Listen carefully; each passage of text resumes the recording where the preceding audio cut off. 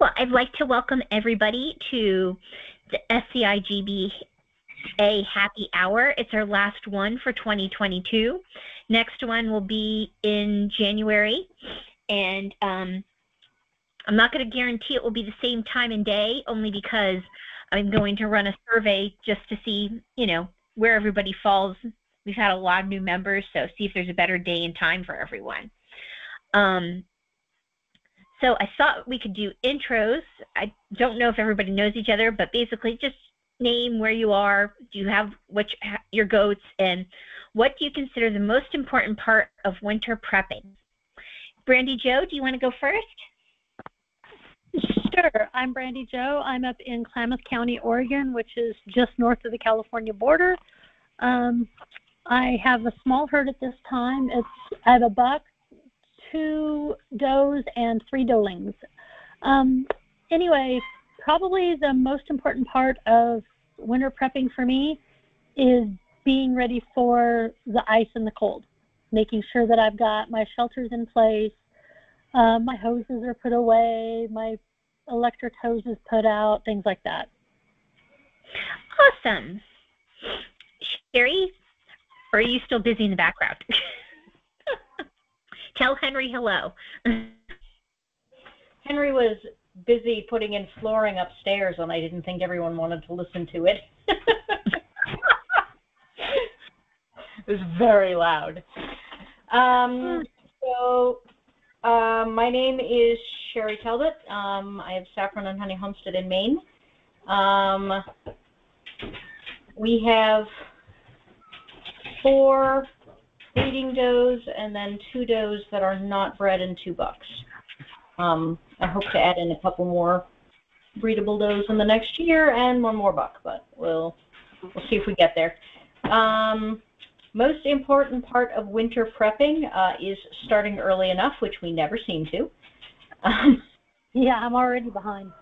Yeah.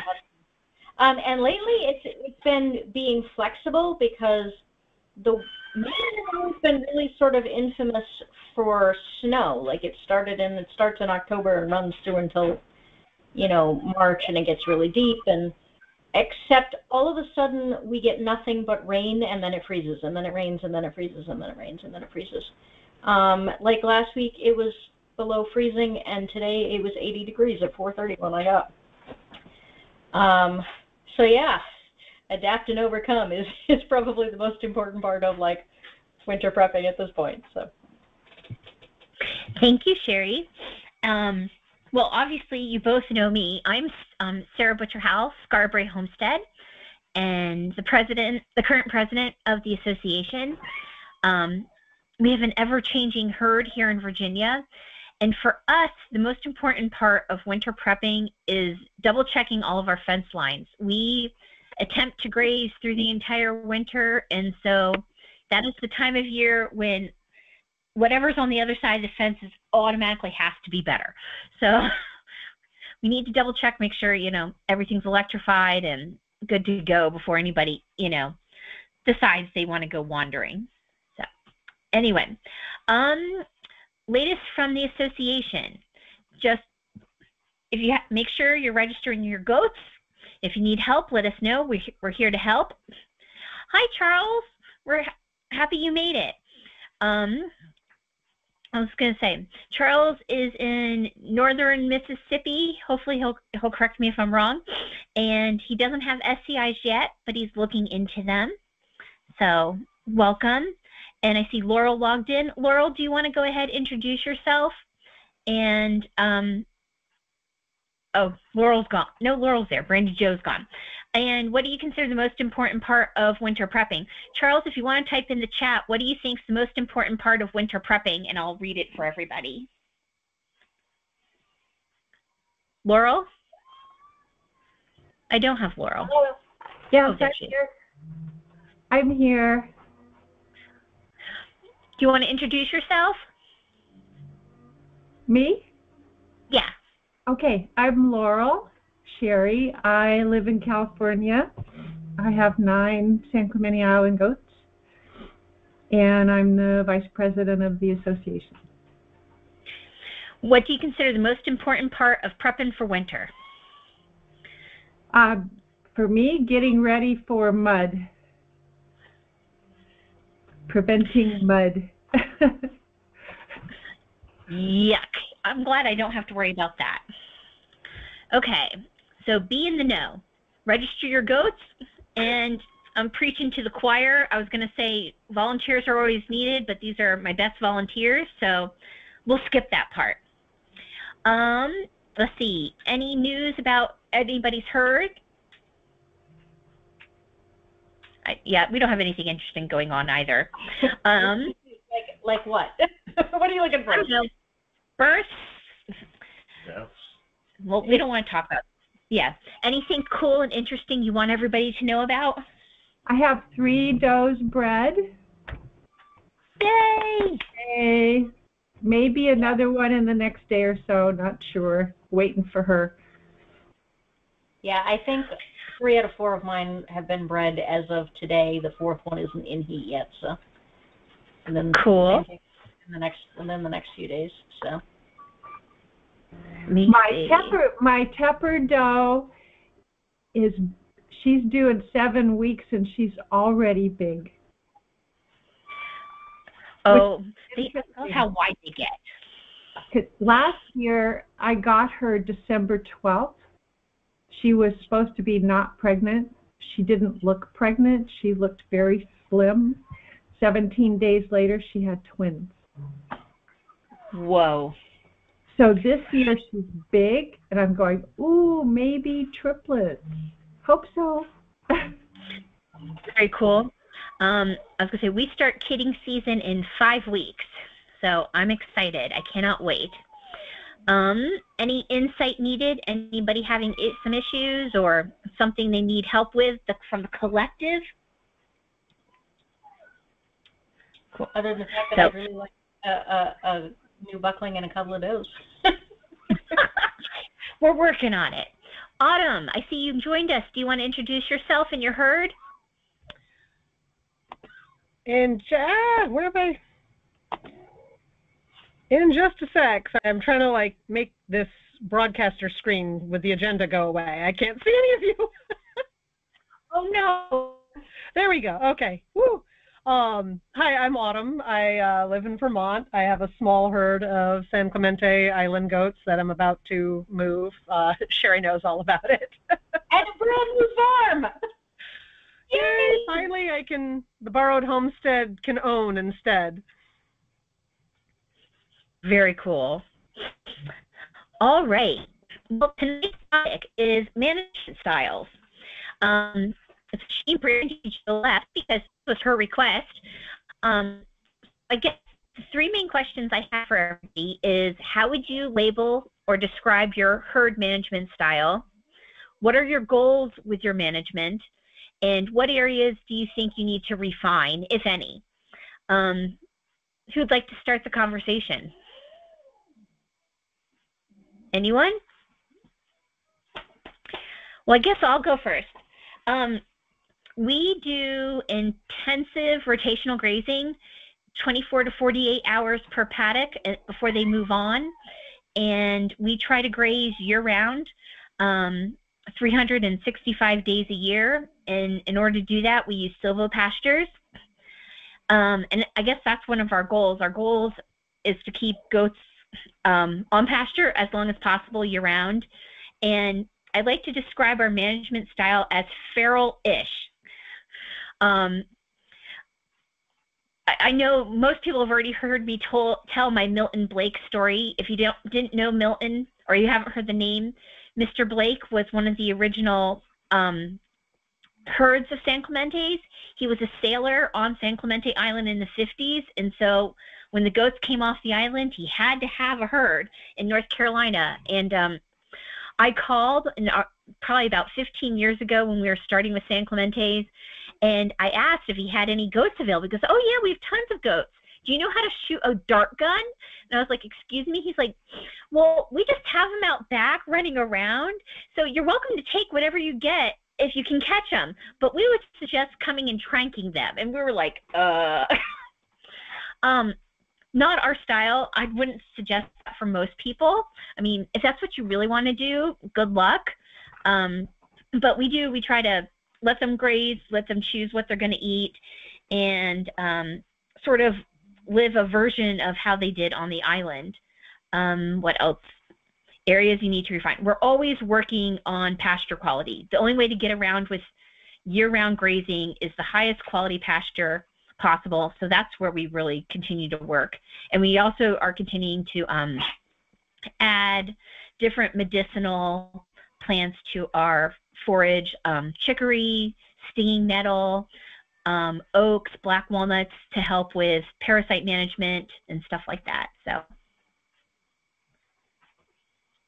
who wants to talk about their management? Laurel, do you want to go? Yours is so different being in California in a different type of property.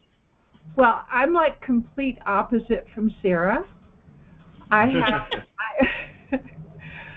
like the mini place. So I only have an acre and a half total, and not all of it is fenced. So the part that the goats have is probably, well, I don't know how big it is, but anyway, I have pens, and they have, I keep the does separate from the bucks, and totally different from Sarah. And I keep, I see and talk to each goat every day, twice a day, see how they're doing. I monitor if when the girls go into heat, then I put them with a buck, and they're only with the buck for like half a day, and they get bred, and then they're back with the does. And so definitely not like they were on the island. Thank you, Laurel. You remind me, I was going to say, that's what else. We run in breeding groups. So we run a buck almost year-round, a single buck with does year-round. And then we run a separate buck herd that's separated out. So that way we can switch out bucks so they're with does that we, and we definitely don't, I don't want to say monitor breeding. What's the wording I want? It's definitely not arranged like Laurel does. We just, when they come into heat, the buck is there and they can do their thing. So, well, who else would like to talk about their herds? I'll go. Okay. So I would describe my management style as way more chaotic than I wish it was. Like I said, the last couple of years, the weather has gotten really strange. So all of the things that we had set up to deal with snow doesn't work anymore. The price of hay has meant that the quality has really gone down. So we've been scrambling a little bit on feed. Like our pasture, we had our pasture fertilized and reseeded this year, and we were still informed by the vet that our nutritional level was so terrible that the goats aren't doing well. So we've already gone through the first 200 bales of what was supposed to be our winter hay this year. So we're scrambling for that, and all of the rain has meant that the parasites are seriously bad this year. We have 2 lambs currently being treated for meningeal worm, which is like normally not common. So it's been a lot this year of, like I said, adapt and overcome, and a lot of scrambling around, which I'm not crazy about. Our goal this year has been basically just keep putting one foot in front of the other until things stabilize and we figure out how to adapt to these new weather patterns. At which point we'll refine then. The one thing I am working on is trying to be better at paperwork. I'm not great with that. But between, I now write for about 5 different magazines and was scolded the other day because I was like, yeah, I have absolutely no idea if I've been paid for things or not. So I now have spreadsheets for everything in the hopes of trying to get my life a little more organized.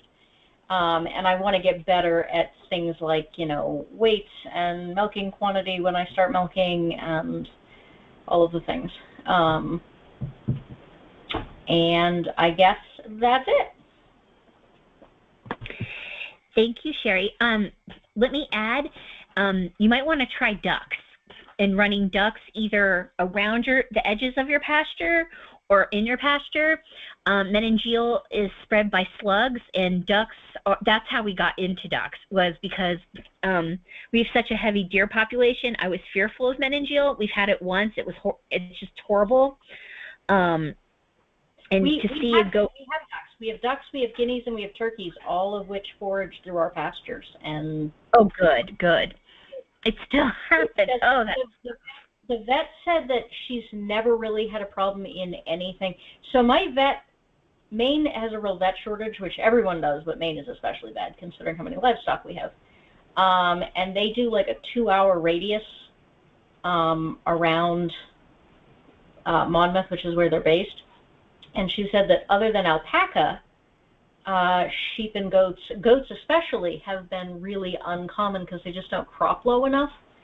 But she said this year the cases have just exploded. There have been a lot of health issues that just normally are super rare, not just meningeal worm. But a lot of health stuff that's normally super rare that this year has just been all over the place. So, did she recommend the ivermectin treatment that you use? That, like, is it what, once? Oh, gosh, it's been so long since I've had to worry about it. I think, is it once a month for alpacas and llamas? They automatically use it for meningeal, or she told me about it, but we don't have alpacas or llamas. And she said you can use it for sheep and goats, but in a lot of cases, all it's doing is making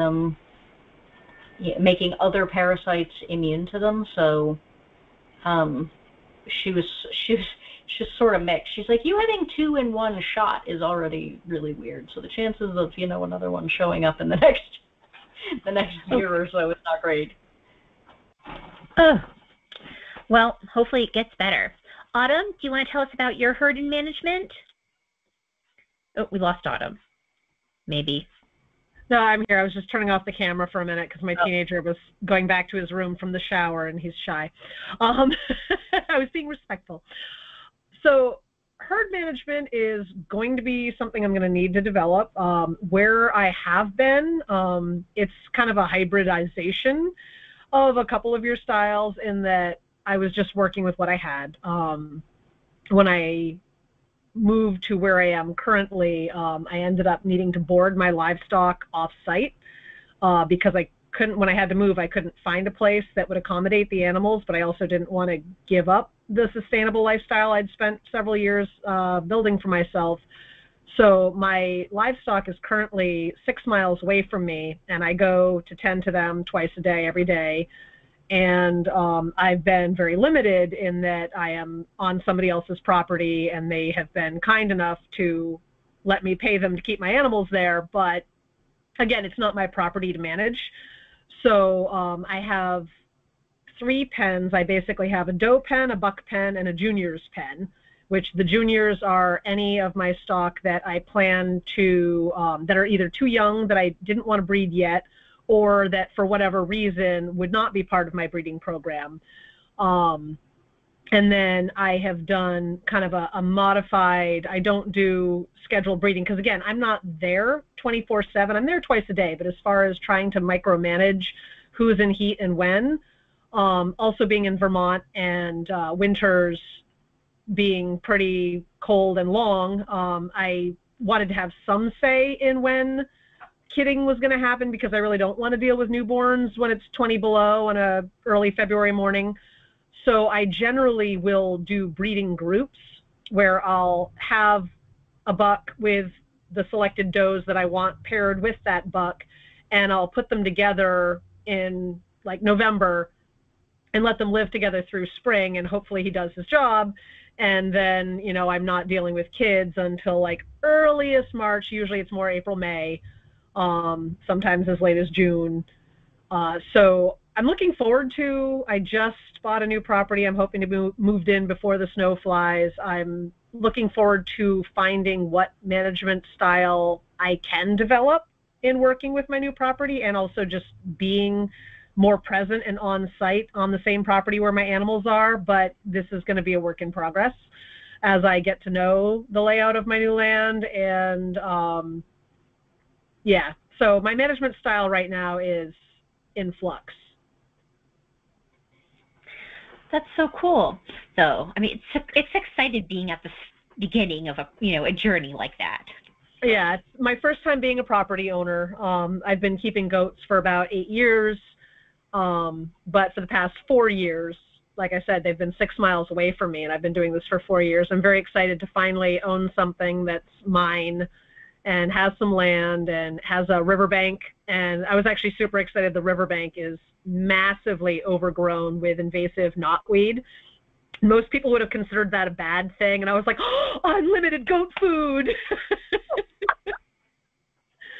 So yeah, I'm excited to let them help me landscape a little bit, and I'm really excited to see what I can do with it. I started with just a random mixed breed doe that I had adopted from Shelburne Farms, and I got my San Clementes. I just started with one pair, breeding pair from Jules over at Mac Bryn, and I've since expanded slightly where I have, I still have my original pair, Shoes and O'Malley, and then I have Rosa, who I got from Maine 2 years ago, and then last year I got 2 doelings from Perry over in New Hampshire, and so they're coming. This will be their first time being bred this year, but this year I'll actually have 4 San Clemente does that I can pair with O'Malley, so I'm excited to see where that goes.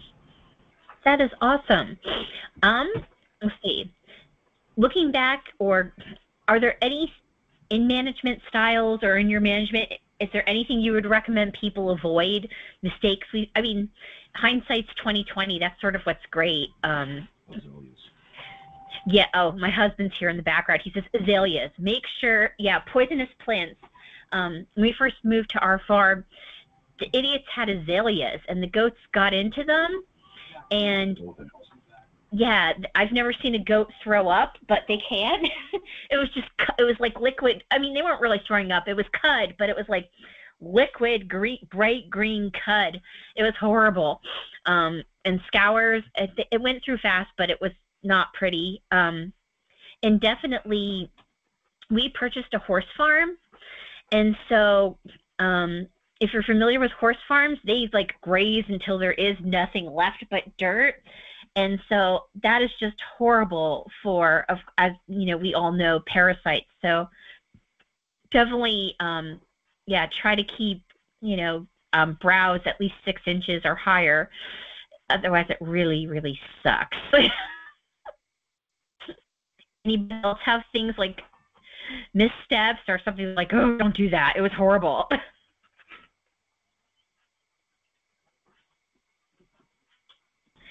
Any questions? I don't have a lot of missteps. I definitely know what you're talking about. I've worked full-time at a horse farm in years past, so I know horse farms very well.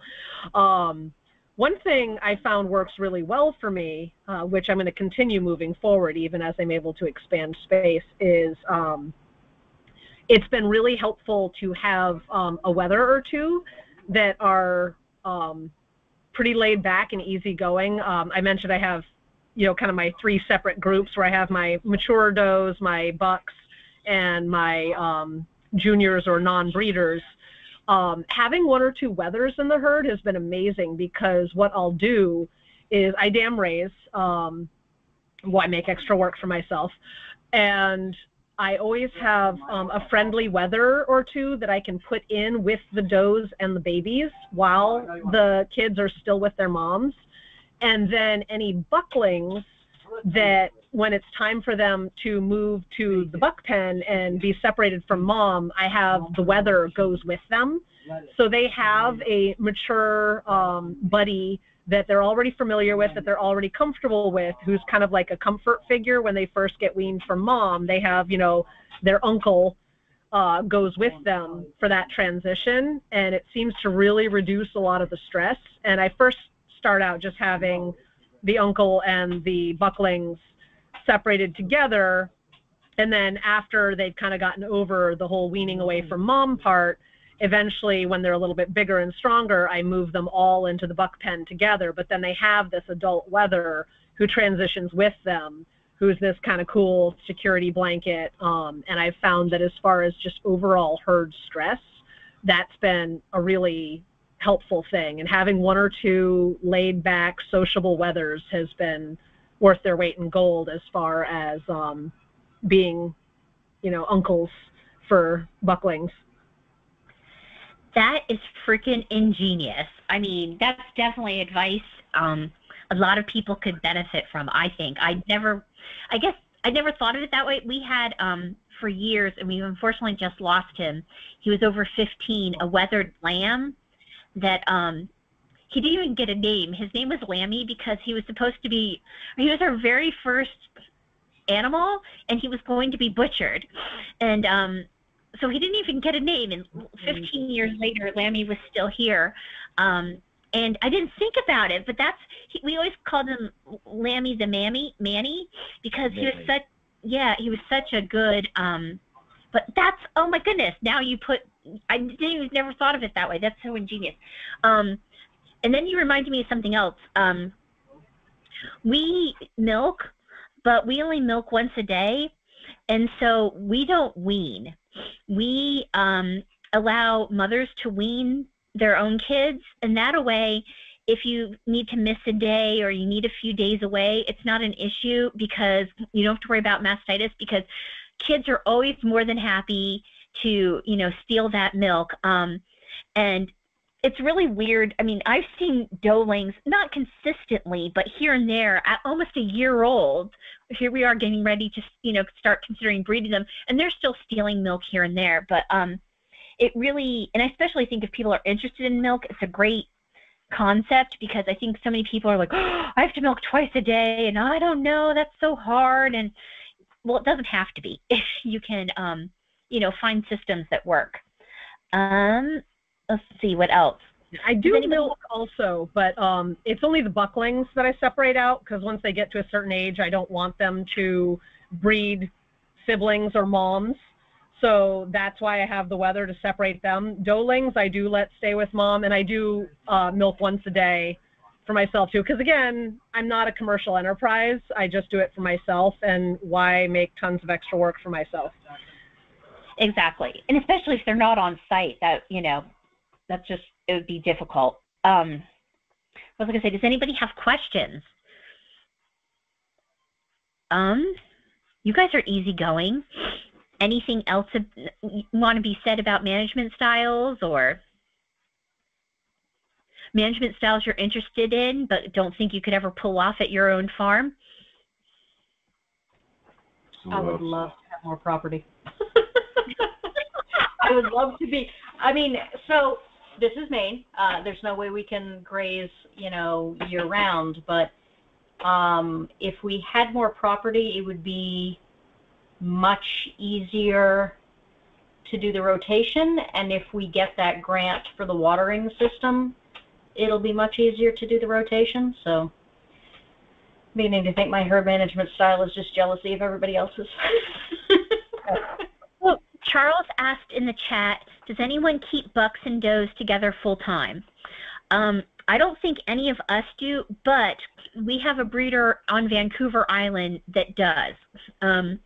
Maria Castro, she can tell you who the kids' moms are, but she can't tell you who the sires are, because I think is she running about 6 bucks at any point in time, Laurel, if I remember?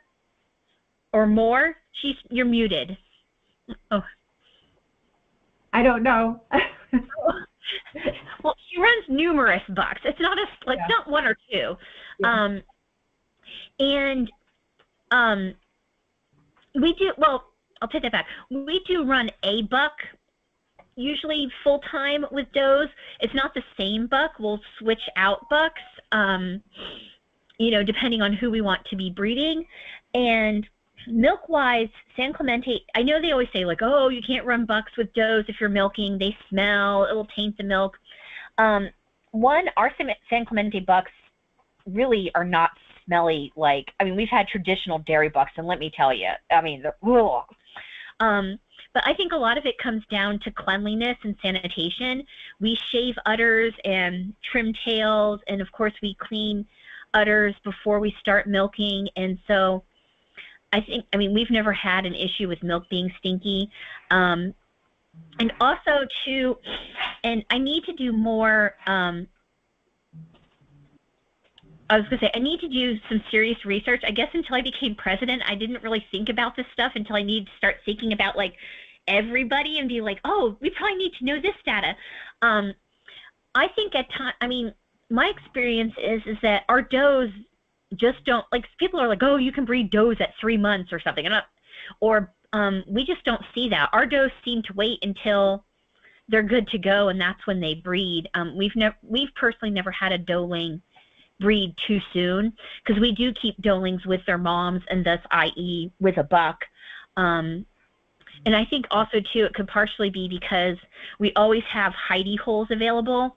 So if a doeling or even a buckling, before they're separated out, if they feel threatened, or, you know, somebody's picking on them, they can disappear and not be picked on by an older buck or even an older doe. So I do have a question, and I don't know that anyone here has the same mix-up that I do, so I'm not sure. So we got really lucky our first couple of years here. Well, I don't know, lucky is the wrong word, but they were doing extensive work on the power lines and the solar farm going in behind us. And so we had almost no predators. But now that's done, and things are starting to move back in, and we have coyotes, and we have bear, and we have all this sort of stuff. And most of the fields are not near, they're not where we can see them. So we are thinking, on top of, for those who don't know, on top of our goats, we have SOA sheep. And I have been thinking, once the breeding is done, of putting the rams in with the does and the male San Clemente in with the sheep, so that we don't have any more breedings, but that they'll still have protectors. I have had some of the sheep in with the bucks before for various reasons, and it works really well. So I don't know if anybody else has had sheep and goats at the same time. I know you can't put rams with bucks, but I have a question. Are you considering that the bucks and the rams are protectors against the predators? So smaller predators, I know the bucks do a good job. I mean, it's like my rabbit pen is currently in the middle of my bucks, and they don't intentionally protect the rabbits, but because they run off smaller predators, they just kind of lessen the number of predators just by being there. We moved them once, and immediately we lost like 3 rabbits, like within a week. So I'm thinking that smaller, I mean, they're not going to chase off the bear, obviously. Or coyotes either, I don't. But I'm thinking like the fox and the raccoons and, you know, the smaller things at least might reduce. That and the fact that the ladies just seem to do better. I don't know if it's a security thing, I don't know if it's a pecking order thing or what, but yeah, I would love to get a livestock guardian dog on them, but the one I want is $3,000, so it's going to have to wait a year or so. Yeah, sorry, I turned off my camera because I'm eating, but absolutely a huge advocate of livestock guardian dogs. And you don't, I mean, if you have your heart set on the specific one, sure, but I paid $800 for mine. I got her at 14 weeks old from a working integrated farm that has many, many more varieties of livestock than I'll ever have. So I know she was already raised with and pre-exposed to everything she would see at my farm and then some. Both of her parents were working livestock guardian dogs. Her grandparents were. It's a farm in New Hampshire that runs integrated teams of livestock guardian dogs. So Ruffles is not like a purebred pedigree. She's predominantly Pyrenees, She does have both some Anatolian and Maremma mixed in on her mother's side. But she has been worth her weight in gold since we've gotten her. I got her 5 years ago, specifically because there was an incredibly bold bobcat that decimated my chicken flock, one bird at a time, throughout an entire summer. Literally would come broad daylight. He jumped into the chicken yard while my son was in there feeding them. You know, basically grabbed one of my Icelandic hens, flipped off my kid, and jumped back out again. We saw him several times. He was gorgeous. And I'm actually kind of a terrible farmer because I really love big predators. They're my favorite animals ever.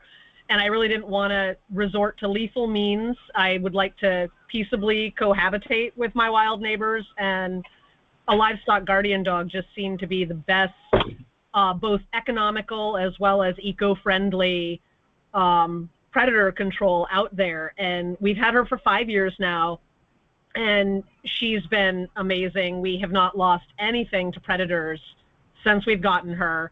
She predominantly lives with the goats, but, you know, she also, just by her radius of protection, the rabbits and the ducks and the chickens are also under her auspices. And the nice thing is, too, having not owned my own property, when I moved, she could move with us. If I had invested in all kinds of crazy Fort Knox-style fencing, that would have been a huge financial investment. And then when I moved, I would have either had to take all the extra time and effort to rip it all up and move that as well, or it would have been a loss, where the dog can go where my livestock goes. If I end up I have enough space that I could do a bunch of rotational grazing, she can go where they go. The fact that I've switched locations a couple of times and she goes with them, cannot say enough high praise about a good livestock guardian dog. The problem is that I'm on the corner of a very busy, nasty intersection, and I have some unpleasant neighbors. And between Great Pyrenees tend to wander and they're barking. I mean, my neighbors would either report me for noise complaints or just shoot the dog, probably. So the double check Maine's laws. Double check Maine's laws, because in some, like for example, our livestock guardians are exempt from dog noise complaints and barking. So same in Vermont. Maine has a right to farm. Maine has many rights. Windsor doesn't give a shit. Oh.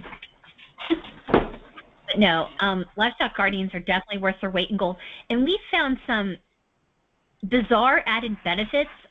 We market garden, and obviously, well, actually, bears are a problem with market gardens and beehives and stuff like that. But, you know, we have a lot of smaller predators like songbirds and, we have raccoons, squirrels, and bunny rabbits and stuff. And because we keep our market garden sort of in the center of the farm and our pastures surround it, the dogs inadvertently also guard our garden. And we've been starting to experiment also with aquaculture, and birds and bears are a big issue to coming in to eat your fish and stuff.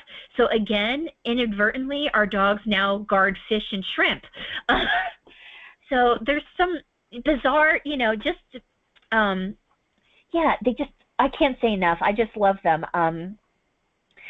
Before we bought our farm, my herd was in New Jersey at my parents' house, and my parents live on the edge of the Delaware Water Gap National Recreation Area, in an area where we're outnumbered 10-1 by deer. I think we're now 1 to almost,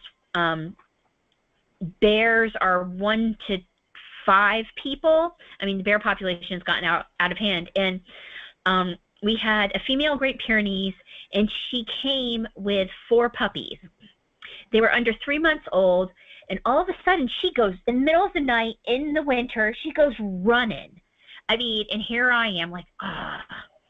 And I'm trying to track her down, and somebody had hit a deer a half mile down the road. and there was a mountain lion on top of this deer eating it. And with puppies in tow, she drove a mountain lion off a dead deer without a drop of blood. And I knew right then and there I was in love, and we were never going to look back. They're just, yeah, if you can have livestock guardians, I highly recommend them. And I'm sorry that your neighbors are a pain, Sherry. That sucks. Some of them are okay. Some of them aren't. When we got this property, we really wanted something that was a little more away from neighbors, and we just weren't able to find anything. So I mean, it's a matter of compromise. But the livestock guardian dog that I'm looking at is a Spanish Mastiff, which are supposed to be good for small areas. They were specifically bred for like 5-acre type areas, which is what we have. They consider the herd their territory, not the area, so rotational grazing shouldn't be a problem. And they apparently don't bark as much as some of the other breeds do. Like, they bark when there's a definite threat, and that's about it. So I don't know. Fingers crossed. I'm hoping. Cool. I was going to say, looking at the chat, something that both Charles and Autumn touched on, that I also think is something we haven't directly talked about. We've indirectly talked about it. I think a lot of our management styles do depend on our locations and i.e. weather and climate. We don't get, if we get below 20 degrees 10 days out of the entire winter, that's sort of a miracle here in Virginia. So I can afford to kid year round, or I can afford to kid through the winter. We try not to kid during the summer because we have huge blowfly issues here, and it doesn't matter what you do, they're always around, and it's just a pain if you don't get to a kid fast enough. You can't afford to let the mom do cleanup. You need to do cleanup, so simply because you have to be that fast. So yeah, weather definitely and location has a massive input on any of our management styles, I would say, and definitely something for people to consider when you're talking to others. It's great to collaborate, but what works here in Virginia, a modified version may work in Vermont or Maine or California. What works in California most of the time, where they have beautiful weather year round, except for the rain, the rest of us are just jealous of. So not jealous of droughts and fires, just saying. No, not that. The weather, you're right. Oh my gosh. The wildfires. But that's why we have Charlotte, one of our breeders, Goats versus Fire. So bringing less fire to the Napa Valley. Sarah and Laurel, I just want to interrupt for a second and mention that Team Snazzy Goat is officially on board. Yay! They're Vermonters, by the way. I've been in parades with them. Oh, how cool. I did not know that. Yeah, no, I used to ride with the Vermont Cavalry reenactment group, and there was one point where a team at the Bristol 4th of July parade right here in Vermont, Team Snazzy Goat was like, I think 1 or 2 parade slots in front of us. I was like, oh my God, I know who they are. I was so excited. I was a little bit of a fangirl. It was silly and pathetic. Well, Sherry wasn't familiar with them, and so we're now trying to convert her into fangirl status. So they are cool. There's just, I don't know what it is about them. They're just amazing. So, well, cool. Any other thoughts, questions, advice? Well, that's all I have. I was going to say, so as I said, this is the last happy hour until January. And we'll be sending out a poll since New Year, and we have lots of new breeders and potential breeders, so I'll be sending out a poll to reassess days and times so that we can, as always, try to pick the best time. But thank you guys so much for coming. We appreciate your support. If you haven't joined the San Clemente Goat Island Goat Breeders Association, you'd think I'd know the name as the president, but I don't, evidently. Check out our website, scigba.org/join. Check us out.